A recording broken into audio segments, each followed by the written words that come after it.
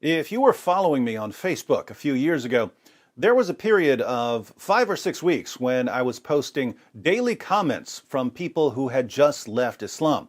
I would skim through all of my YouTube comments every morning and take screenshots of the ones that said, "Hey, I just left Islam after watching your videos." Just by going through my YouTube comments, I was able to post anywhere from 1 to 3 messages a day from new ex-Muslims. I couldn't keep that up very long because going through all of my YouTube comments was pretty time consuming. It would be impossible now because I'm getting way more views. So I don't see most of my YouTube comments now, but I still see lots of comments from ex-Muslims. One of the things I find really interesting is when someone leaves Islam almost instantly. That's rare. If you've been trained all your life to believe that Muhammad is the greatest man who ever lived and that the Quran is filled with amazing scientific knowledge, it usually takes a while to undo the indoctrination. But every once in a while, you see someone who leaves Islam in 15 minutes or less. I was speaking just outside of Baltimore a few years ago. This was when Nabil was vlogging about his battle with cancer.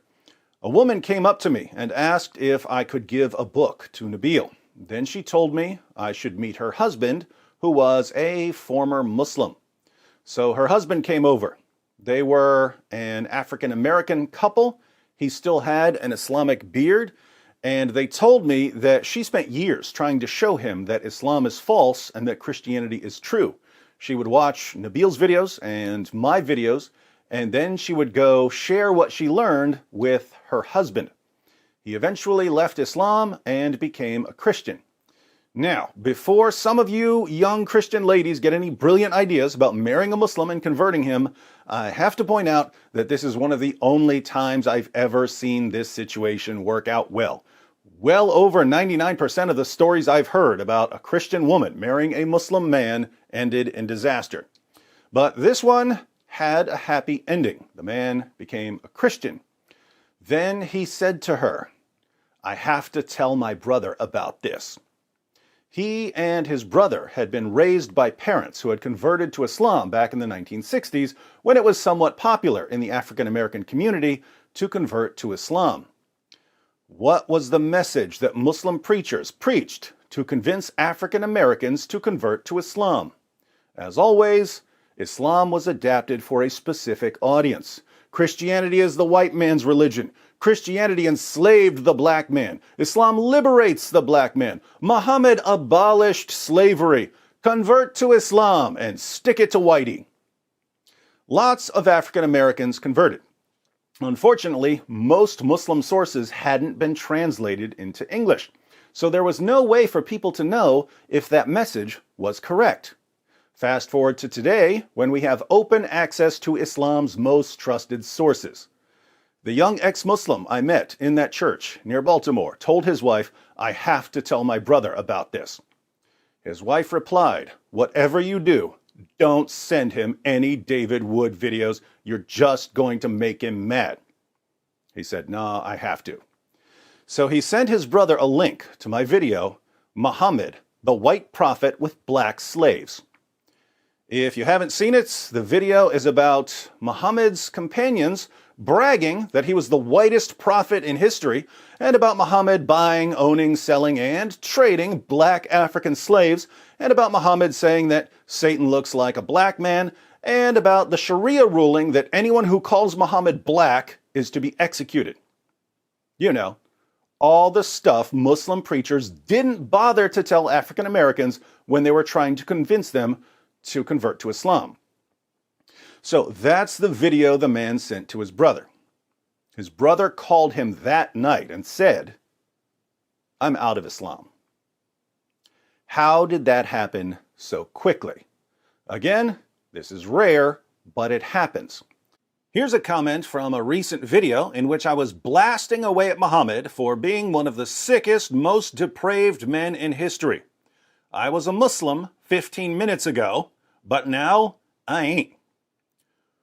Why do some people leave Islam instantly while others take months or years?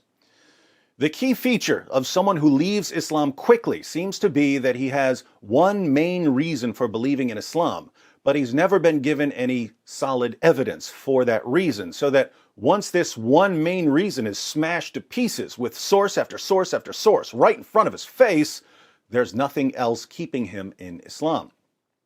So when a Muslim is raised to believe that Islam is the religion for the black man and that Muhammad abolished slavery, he's never been given any actual evidence for these claims because there is none. If you come along all of a sudden, giving him source after source after source, showing him that Muhammad was white and that he bought, owned, sold, and traded black African slaves, and that his followers institutionalized black African slavery 1,000 years before the United States even existed, you've just shattered his case for Islam. And when a Muslim is going through this, you can see the impact that the sources are having on him. You give the first source, and he dismisses it. Maybe it's out of context. Then you give another, and it's, well, I'll have to ask my imam about this. Then you give another, and another, and another, until he can't deny what he's seeing. Then it suddenly dawns on him. My leaders told me one thing about Islam, but they never actually gave me any sources.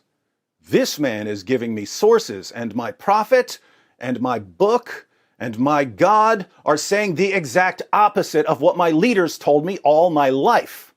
This means that my leaders are liars. But I based my faith in Islam on what they told me, and they're liars. I'm done with this religion. Or someone is told all his life that Muhammad was the greatest man who ever lived. But what evidence was he given for this claim? None. He just heard it a bunch of times. Then you show up and prove from his most trusted sources that Muhammad had sex with a 9-year-old girl and that he took the ex-wife of his own adopted son after causing the divorce by lusting after her, and that he had 9 wives at one time, even though the Quran only allows 4, and that he would have sex with all 9 of his wives in one night, but only take 1 bath, and that he got caught having sex with his slave girl, and that he beat his wives, and that he encouraged his followers to beat their wives, and that he allowed his followers to hire prostitutes, and that he allowed his followers to rape their female captives, and that he was a caravan robber, and that he ordered his followers to kill people for criticizing him, and that he beheaded hundreds of Jews, and that he tortured people for money, and that he originally thought he was demon-possessed, and that he tried repeatedly to commit suicide, and that he admittedly delivered revelations from the devil, and that he admittedly was a victim of a magic spell that gave him delusional thoughts and false beliefs, and that he was constantly covered in semen, and that he sucked on little boys' tongues. And suddenly, that Muslim gets a panicked look on his face as he too realizes that his leaders lied to him all his life. He thinks for a while, then says, I was a Muslim 15 minutes ago, but now I ain't. Again, this is rare. If you have a Muslim friend and you want to show him that Muhammad was a false prophet, you should be thinking long term, months or years. But if you ever notice that your Muslim friend only has one particular reason for believing in Islam, and you see that he has no real evidence for his belief, you might want to start stockpiling sources, Quran quotes, hadith passages, and once you've built an arsenal against that one particular reason, sit down with your friend and say, can I have just 15 minutes of your time